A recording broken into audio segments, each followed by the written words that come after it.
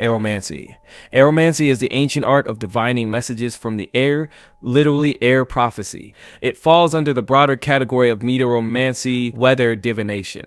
But aeromancy focuses specifically only on interpreting atmospheric phenomena to gain spiritual insight, make predictions, or receive divine warning. In ancient Mesopotamia, priests would gaze at the movement of clouds, the direction of winds, or the sudden appearance of storms to determine the will of the gods. In Greek and Roman traditions, augurs often watched how birds flew through the air, called auspices, believing that their patterns revealed the favor or disfavor of the gods. Some forms of aeromancy also involved watching for halos around the moon, lightning strikes, cloud formations, and even echoes or how sound traveled in certain conditions. Sound magic. Sound magic is the use of vibration, frequency, and resonance to influence energy, consciousness, and the surrounding environment. It operates on the belief that sound is not just heard but felt, affecting matter, emotions, and even spiritual state. This form of magic spans many traditions. In ancient Egypt, sacred chants were used in temple rituals. In Hinduism and Buddhism, mantras like Om are considered vibrational keys to divine state. In the West, Hermetic and occult schools explored how specific tones and words could align with planetary or elemental forces. Sound magic can involve spoken incantations, singing bowls, tuning forks, drumming, or even modern sound frequencies like binaural beat.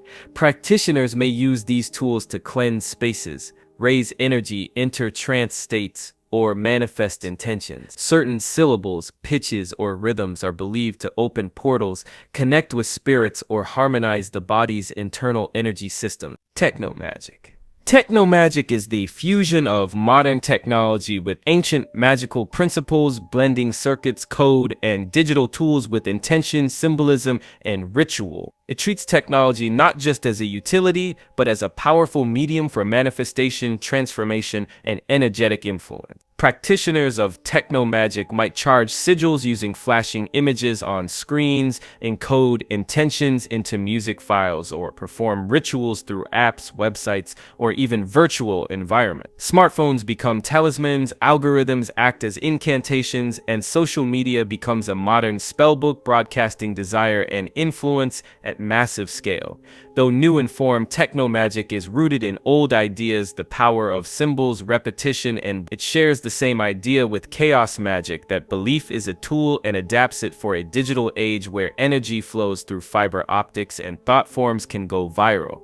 In Techno Magic, the sacred and synthetic merge. Love magic. Love magic is a form of spiritual or ritual practice focused on attraction, connection, passion, and emotional healing. It includes a wide range of techniques aimed at influencing love-related situations, whether it's drawing in a new partner, strengthening an existing relationship, encouraging self-love, or mending a broken bond. Traditionally, love magic involves items associated with affection and beauty, rose petals, honey, locks of hair, perfumes, and symbols of Venus. Spells are often performed during waxing moons, Fridays associated with love deities, or in private, emotionally charged settings. Practitioners may use sigils, charms, mirror work, knot magic, or written petitions to direct energy toward romantic intentions. While some forms seek to attract specific individuals, many modern practitioners focus more on magnetizing love in general or empowering personal worth and desirability. Ethical love magic emphasizes consent and alignment with mutual will rather than, manipulation. And at its core, love magic channels focused emotion into symbolic action, believing the desire when ritual can shape real-world relationships and emotional experiences. Mirror magic. Mirror magic is a mystical practice that uses mirrors as tools for reflection, divination, protection, and gateway work. Far more than objects of vanity, mirrors in magical traditions are believed to hold power as portals between worlds, dimensions, or layers of consciousness. In ancient cultures, polished obsidian, silver, or even bronze surfaces were used for scrying, gazing into the mirror to receive visions, messages from spirits, or glimpses of the future. This practice continues today, where black mirrors are often used in ritual to enter trance states or access the subconscious. Mirror magic can also also involve spells of reversal where negative energy or curses are reflected back to their sender. Some practitioners enchant mirrors to act as psychic shields, deflecting harm and maintaining energetic boundaries. Others use them in glamour magic to amplify beauty, confidence, and attraction by charging the mirror with intention. Bone magic. Bone magic is a form of spiritual and ritual practice that involves the use of bones, human or animal, as tools for divination, spellwork, protection, and communication with the dead. It is rooted in ancient traditions where bones were seen not just as physical remains, but as vessels of memory, life force, and ancestral power. In many indigenous and shamanic cultures, bones were used in casting rituals to interpret signs, omens, and messages from the spirit world. The structure and placement of the bones held symbolic meaning, offering guidance or prophecy. Some practitioners carve sigils into bones, use them as amulets, or place them on altars to anchor spirits or ward off harm. Bone magic also intersects with necromancy, where bones are believed to retain a spiritual connection to the dead. Working with them becomes a way to honor ancestors, seek protection, or channel ancient wisdom. Time magic. Time magic is a conceptual and mystical practice focused on manipulating, perceiving, or aligning with the flow of time. Unlike physical time travel in science fiction, time magic operates on a symbolic, spiritual, or energetic level, allowing practitioners to influence their past, present, or future through intention, ritual, or altered states of consciousness. In some traditions, time is viewed as a non-linear loop, meaning the past can be healed, the present can be empowered, and the future can be shaped. Practitioners may use meditation, dream work, sigils, or astrological timing to access specific moments, shift timelines, or slow down internal perception. Time magic can also involve rituals that align with cosmic or seasonal cycles, like solstices, moon phases, or planetary transits, amplifying magical outcomes through divine timing. Some forms focus on chronomancy or divination through time, predicting future outcomes or choosing the most auspicious moment for action. Basically, time magic challenges the idea that we are trapped in a linear flow. Instead, it treats time as a flexible medium, one that can be bent, read, or realigned through will, awareness, and symbolic action. Elemental magic. This is a foundational system of magical practice that works with the core building blocks of existence: earth, water, fire, air, and spirit. These elements are not just physical substances, they represent different energies and principles that govern the natural world and human experience. Each element holds its own symbolic power and magical associations, and practitioners use them to create balance, manifest intentions, and deepen spiritual connection. Earth is the element of stability, grounding, and structure. It governs the material world, our bodies, homes, finances, and all that is solid and lasting. Water represents emotion, intuition, healing, and the subconscious. It's fluid, adaptable, and tied to purification and emotional depth. Fire symbolizes transformation, energy, passion, and willpower. It destroys and creates, fueling both destruction and rebirth. Air governs intellect, communication, inspiration, and movement.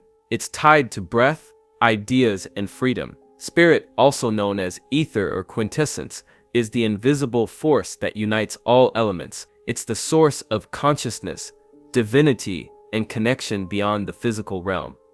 In elemental magic, rituals and spells are crafted with these forces in mind. Practitioners might use natural correspondences, like burning candles for fire, drawing symbols in dirt for earth, or using incense to call air to amplify their work. The goal is not to control the elements, but to form a relationship with them, recognizing them as living energies within and around us. It is about harmony. By working with these primal forces, the practitioner aligns with the rhythm of nature and the cosmos, transforming not just their surroundings, but themselves. Psionic Magic. This is the fusion of mysticism and mental power, a form of magic that taps directly into the mind's raw potential. Unlike traditional spellcasting that uses chants, tools, or rituals, psionic magic operates through pure willpower, concentration, and inner control. It's the realm of telepathy, telekinesis, clairvoyance, and mind shields, the superpowers of the magical world. The word psionics comes from psi, the Greek letter used to denote psychic phenomena. Psionic practitioners believe that the mind is the ultimate magical tool, Instead of drawing energy from nature, spirits, or symbols, they channel magic from within, like a mental beam piercing through reality. In fiction, you'll see this in characters who can move objects without touching them, communicate mind to mind, or even crush enemies with a thought. But in occult practice, psionic magic is subtler. It might involve mental projection, astral scanning, remote influence, or constructing psychic defenses. Some chaos magicians, energy workers, and modern mystics experiment with psionic techniques, meditating deeply, visualizing energy constructs, or using tools like radionics machines and psychic sigils. It blurs the line between science fiction and spirituality, often linked to New Age, cyber magic, and experimental occult systems. Enchantment. This is a form of magic that involves imbuing an object, person, or place with magical properties. At its core, it's about transforming something ordinary into something extraordinary by charging it with intention, emotion, or power. An enchanted item becomes more than what it appears. A ring might grant protection, a charm might attract love, or a sword might carry a will of its own. Unlike spells that fade quickly, enchantments are often long, designed to hold magic over time. This practice appears across nearly every magical tradition, from fairy tales to ceremonial magic. Enchanters often use rituals, spoken words, symbols, or energy transfer to bind a spell into a physical form. It can be as simple as whispering a wish into a necklace, or as complex as a multi-day consecration ritual. Enchantment is also psychological. It affects not just the object, but how people perceive and interact with it. Curse or Hex Magic. This is the deliberate act of directing harmful, disruptive, or binding energy toward a target, often as a form of punishment, justice, or defense. Unlike general baneful magic, curses and hexes are specific, targeted workings meant to produce misfortune, illness, confusion, or spiritual unrest in someone's life. They are often rooted in emotional intensity, anger, betrayal, protection, or vengeance, and are crafted with the intention of creating a lasting effect unless broken or lifted. Practitioners may use personal links, like hair, names, photographs, or belongings to anchor the spell, and often employ symbolic tools like dolls, pins, dark candles, or cursed objects. The energy can be subtle and slow-burning or immediate and chaotic, depending on the method and purpose. In many traditions, curses are seen as morally complex, not inherently evil, but powerful and serious, with consequences for both the sender and receiver. Some magicians view them as tools of justice when all else fails, while others avoid them altogether due to the potential for energetic backlash or karmic debt. Threshold magic. This is the practice of harnessing the power of liminal spaces, the points of transition between two states or worlds. These include physical places like doorways, windows, and crossroads, as well as temporal moments like dusk, dawn, or the instant between waking and sleeping. Magicians believe these in-between zones are spiritually charged, offering a unique opportunity to access hidden realms, perform powerful transformation spells, or create protection barriers. Thresholds are seen as moments where reality is more fluid and the veil between dimensions becomes thin. Rituals might involve placing sigils at entrances, casting spells during twilight, or speaking intentions while crossing a boundary. In folklore, thresholds were feared and revered, often marked, guarded, or blessed, because they symbolize change, initiation, and the unknown. Threshold magic embraces that symbolism, using the edge of things to create real magical change. Echo magic. This is a subtle and mysterious form of magic that operates on the principle of resonance and return. Instead of working instantly, this type of magic is designed to linger,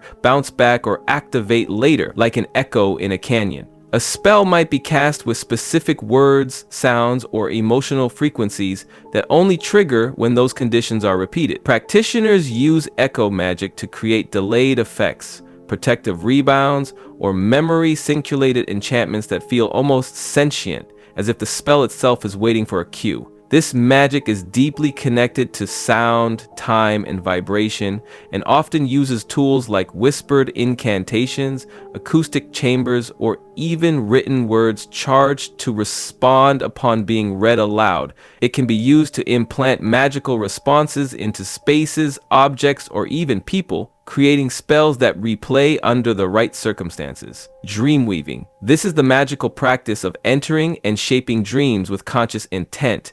It views the dream world not as a passive experience, but as a living realm where thought, symbol, and spirit interact freely.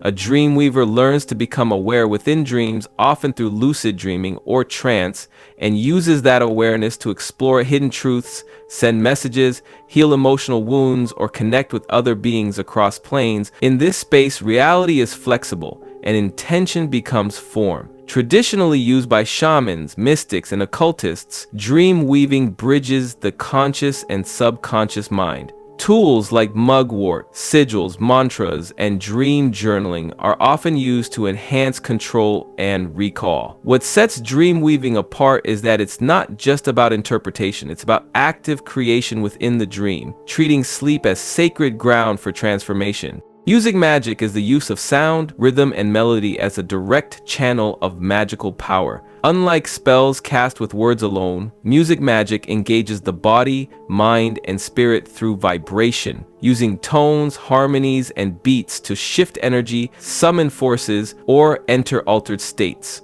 Practitioners believe that sound is not just an expression of magic, but a language that reality responds to. A chant can raise power, a drumbeat can open a trance, and a melody can influence emotion, memory, or even the spirit world. This form of magic appears in countless traditions, from ancient shamanic drumming and Sufi whirling chants to Gregorian hymns and modern sonic rituals. Instruments themselves are often enchanted, and certain frequencies are believed to open portals or cleanse spaces. Music magic can be used to heal, to curse, to protect, or to enchant, depending on the intent woven into the sound.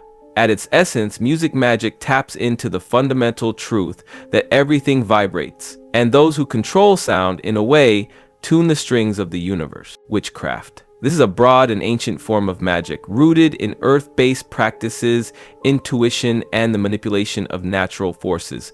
It is one of the most enduring and diverse magical traditions, practiced across cultures and centuries under many names. At its heart, witchcraft involves working with herbs, symbols, the moon, the elements, and spirits, often to bring about healing, protection, transformation, or justice. It values personal power, ritual, and a deep relationship with both the seen and unseen worlds. Witches may cast spells, craft charms, read omens, or call upon deities and ancestors in their work. The tools can be simple: a candle, a whispered word, a jar of salt, yet carry deep symbolic power. While some witches follow structured paths like Wicca, many are eclectic or hereditary, drawing on folk wisdom passed down through generations. Witchcraft isn't just about results, it's a way of seeing the world as alive with meaning, energy, and hidden influence. High magic, this is also known as ceremonial magic, is one of the most structured and spiritual forms of magical practice. Unlike folk magic, which is often practical and grounded in everyday needs, high magic is focused on higher truths like enlightenment, cosmic alignment, and the transformation of the self. It's often described as the magician's path to understanding the divine order of the universe. At its core, high magic relies on rituals, and not just casual ones. These rituals are detailed, symbolic, and often based on ancient systems. Practitioners use sacred tools like wands, swords, chalices, and pentacles. They wear ritual robes, chant invocations, and align their ceremonies with planetary movements. Every gesture and word is thought to hold spiritual power, mirroring the macrocosm of the universe. High magic is also deeply philosophical. It draws from traditions like Hermeticism, Kabbalah, and even alchemy. The practitioner isn't just casting spells, they're studying the very fabric of reality. The goal isn't quick results, it's divine union, spiritual awakening, and the pursuit of what's called the great work, the process of perfecting the human soul. Some famous systems of high magic include the theurgy of the Neoplatonists, Enochian magic developed by John Dee and Edward Kelly, and the Golden Dawn rituals, which form the basis of much of modern ceremonial magic. Kabbalistic magic also plays a huge role, especially with its use of divine names and the tree of life as a map of the soul. Chaos magic. This right here is one of the most radical and experimental forms of modern magic. It doesn't follow any fixed tradition, sacred book, or ancient rule. Instead, chaos magic teaches that belief itself is a tool, something you can use, change, or discard depending on what gets results. It's less about what's true and more about what works. Unlike ceremonial magic, which is rooted in ritual and structure, chaos magic is DIY spirituality. Practitioners can borrow symbols from anywhere, Christianity, pop culture, ancient runes, even video games, and fuse them into a personal system. What matters is the magician's intent, focus, and belief in the moment. At the heart of chaos magic is the idea that reality is malleable, shaped by will and perception. If you believe a symbol has power, and you act like it does, it will. The classic example is sigil magic, where you create a symbol from your desire, charge it with emotion, then forget it and let it work in your subconscious. Chaos magicians also play with identity. Some adopt temporary personas or god forms, others use absurd rituals or contradictions to break the brain's patterns and spark real change. Divination. This is the ancient practice of seeking knowledge, insight, or guidance through supernatural or symbolic means. It's not about predicting a fixed future, but about tapping into patterns, energies, or unconscious wisdom to make sense of what's hidden, whether it's in the present, past, or potential future. Throughout history, people have turned to divination to make decisions, understand signs, or communicate with higher powers. So basically, divination works on the belief that everything is connected, that the universe leaves traces, and by reading those traces, we can glimpse deeper truths. These messages might come through patterns in cards, the movement of the stars, the flight of birds, or even random objects like tea leaves or bones. Yeah, so there are countless forms of divination across cultures, from tarot cards that use archetypal imagery to reflect the querent's inner journey. Astrology maps the positions of planets to uncover personality traits or cosmic timing. Runes, palmistry, pendulums, I Ching, and scrying are all tools used to access the unseen. Some diviners believe they're channeling spirits, ancestors, or divine forces. Others see divination as a mirror of the subconscious, where intuition speaks through symbols and randomness. Either way, the process becomes a dialogue between the seeker and the unseen world. In the end, it kind of just offers clarity, not certainty, and sometimes that's exactly what we need. Blood magic. This is one of the oldest and most controversial forms of magical practice. It operates on the belief that blood is a life force, a powerful sacred essence that carries energy, identity, and intent. Because blood is so intimately connected to the body and soul, using it in rituals is seen as a direct way to charge spells with intense personal power. In many ancient cultures, blood was used in offerings, sacrifices, and rites of passage. From Aztec rituals to Old Testament sacrifices, it was believed to please the gods or open spiritual gateways.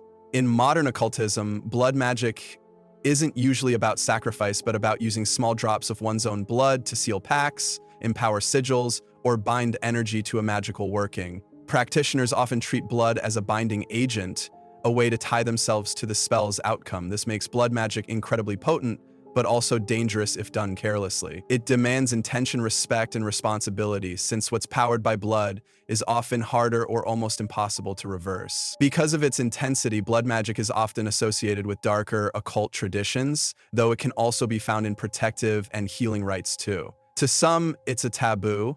To others, it's simply the rawest form of offering, the ultimate symbol of commitment and sacrifice. Green magic. This is a nature-based form of magic that focuses on the energy of the earth, plants, and the natural world. Also known as herbal magic or earth magic, it is deeply rooted in the belief that the natural world holds sacred power, wisdom, and healing. Practitioners of green magic work in harmony with nature, using herbs, flowers, roots, and the cycles of the moon and seasons to craft spells, potions, and charms. This form of magic is often gentle, nurturing, and protective. It's commonly used for healing, fertility, abundance, grounding, and creating peace. Green magic also encourages sustainability, mindfulness, and reverence for the earth. It's not about commanding nature, but about listening to it, working with it, and understanding its cycles. Necromancy. This is one of the oldest and most feared forms of magic, centered on communication with the dead. Often misunderstood as simply raising corpses or summoning spirits for evil purposes, necromancy in its deeper form is about accessing hidden knowledge, divining the future, or even seeking guidance from ancestors. The word comes from the Greek nekros, dead, and Mantea, divination, literally divination by the dead. In ancient cultures, necromancers were not always seen as sinister. In fact, in places like Mesopotamia, Greece, and among some tribal societies, speaking with the dead was a respected spiritual practice. The dead were believed to retain access to divine realms or secret wisdom, and necromancy was the bridge to that hidden world. Traditional necromantic practices often involved rituals at burial sites, the use of grave dirt, bones, or objects tied to the deceased. Some rites used blood offerings, trance states, or even invocations to summon a spirit into a vessel, a mirror, or a dream. In medieval and Renaissance grimoires, necromancy became more feared, linked with demons, forbidden pacts, and the darker side of ceremonial magic. This shift painted the necromancer as a sorcerer consorting with unholy forces. But not all necromancy is dark. In modern occultism, necromancy can also mean ancestor veneration, spirit work, or mediumship. Shadow magic. This is a form of mystical practice centered on confronting, integrating, and wielding the hidden, repressed, or darker aspects of the self. Shadow magic embraces the duality of human nature, understanding that true power comes not just from purity, but from self-awareness and balance. At its core, shadow magic is deeply psychological and spiritual. It draws from Jungian concepts of the shadow self, the parts of ourselves we deny, avoid, or bury. Through rituals, meditation, and symbolic work, practitioners use magic to explore fear, guilt, trauma, desire, and even taboo. The goal is not destruction or domination, but transformation. Practicing shadow magic might involve mirror work, dream analysis, journaling, sigil crafting, or working with archetypes and spirits that reflect aspects of the subconscious. Though often misunderstood as dark or evil, shadow magic isn't all about causing harm. It's about facing what most people run from, making peace with the monsters inside so they don't control us from the shadows. In doing so, the practitioner becomes whole, grounded, and far more powerful. Sex magic. This is a powerful form of occult practice that uses sexual energy as a tool for manifestation, transformation, and spiritual awakening. At its core, it's based on the idea that sexual energy is one of the most potent life forces available to us, capable of not just physical creation, but energetic and magical creation as well. Practitioners of sex magic believe that during sexual arousal, especially at the moment of orgasm, the mind becomes highly focused and the veil between the conscious and subconscious thins. This makes it the perfect moment to plant intentions, charge sigils, or direct energy toward a magical goal. The energy released during orgasm is seen not just as pleasure, but as fuel, a raw, sacred power that can be used to shape reality. Ifá Divination. This is one of the most profound and ancient systems of spiritual insight practiced by the Yoruba people of West Africa, particularly in Nigeria, Benin, and Togo. It is not simply fortune-telling, but a sophisticated spiritual science used to understand human destiny and maintain harmony between the physical and spiritual realms. At the heart of Ifá is Orunmila, the divine being of wisdom and knowledge, who is said to know the destiny of every individual. Practitioners believe that by accessing the wisdom of Orunmila, people can align their lives with divine order. The primary agent of Ifá divination is the Babalawo, meaning father of secrets, a spiritual priest trained in the extensive oral texts and symbols of the Ifá corpus. When someone seeks guidance, the Babalawo acts as a medium between the petitioner and the Orishas. The process begins with a ritual invoking spiritual forces, after which the Babalawo uses sacred tools such as the Opele, a divining chain, or Ikin, sacred palm nuts, to cast patterns into a divination tray. These patterns represent specific verses and stories in the vast Ifá literary system. Each pattern corresponds to a particular message, warning, advice, or spiritual insight. These verses often come in the form of poetic proverbs, parables, or historical stories, offering spiritual diagnosis and practical solutions. Depending on the reading, the individual may be asked to perform rituals or sacrifices to realign their spiritual energies, avoid misfortune, or invite blessings. Bokor magic. This comes from West African Vodun traditions, especially among the foreign people of Benin, Togo, and Ghana, and later spread to places like Haiti and New Orleans through the African diaspora. A Bokor is a type of sorcerer or magician who works with both light and dark forces. Bokors are known for their ability to create magical objects, cast spells, summon spirits, and even create zombies, not the Hollywood kind, but people spiritually bound through rituals. They often work with the Petro spirits, which are more aggressive and fiery than the peaceful Rata spirits of Vodun. Their magic includes protection, cursing, healing, and control depending on the client's needs. Bokor rituals may involve animal sacrifice, potions, sigils, and secret chants. While feared by many, Bokors are also respected for their deep spiritual knowledge and power over hidden realms. The Sangoma Magic. This is a form of traditional African healing and spiritual practice found mainly in southern Africa. A Sangoma is a healer, diviner, and spiritual medium who communicates with ancestors and spirits through rituals, dreams, and trance states. Sangomas use tools like bones, shells, and herbs to diagnose problems, spiritual, emotional, or physical. One of their most common methods is throwing bones, where they interpret the way bones fall to reveal hidden truths. They also use chants, drumming, and ancestral calling during healing ceremonies. Sangoma magic is not just about fixing problems, it's about restoring spiritual balance. Whether it's breaking a curse or guiding someone through grief, the Sangoma acts as a bridge between the living and the unseen world. Their power is believed to come from both ancestral spirits and training through initiation.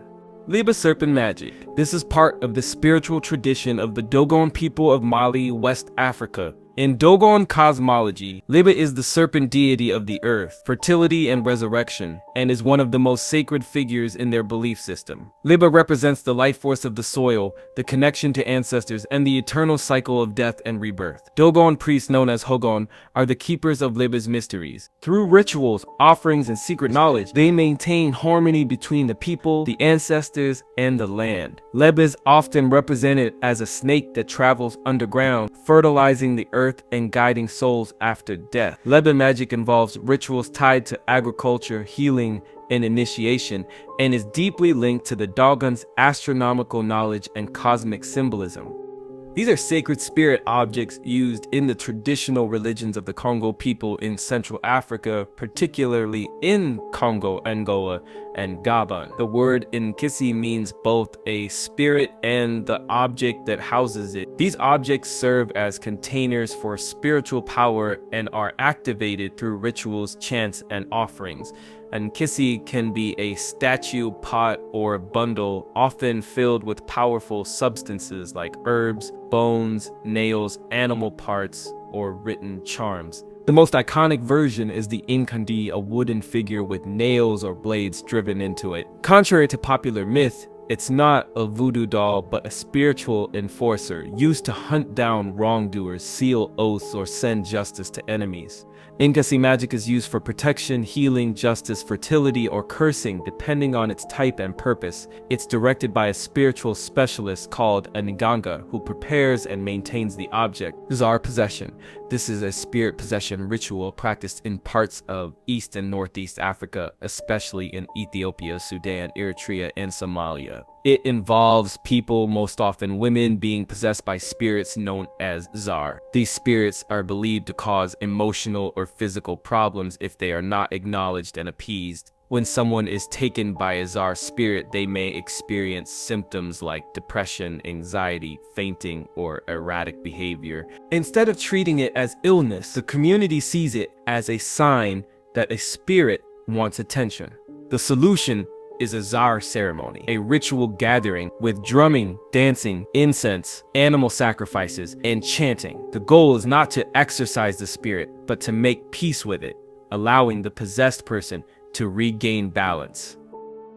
This is a traditional West African spiritual practice that uses amulets or charm bags to harness spiritual power. It originated among groups like the Mande, Fulani, and Wolof in countries such as Mali, Senegal, and Guinea, and later spread to the Americas through the transatlantic slave trade. A gris-gris is typically a small cloth pouch filled with spiritually charged items such as herbs, bones, animal parts, written prayers especially from the Quran, or personal objects like hair or nails. These items are carefully chosen based on the purpose of the charm and are often prepared by a spiritual healer or Islamic mystic. Gris-gris can be used for protection, attracting luck or love, improving health, or even cursing an enemy depending on the intention. Some people wear them around the neck or waist, while others hide them in homes or bury them for magical effect. Juju.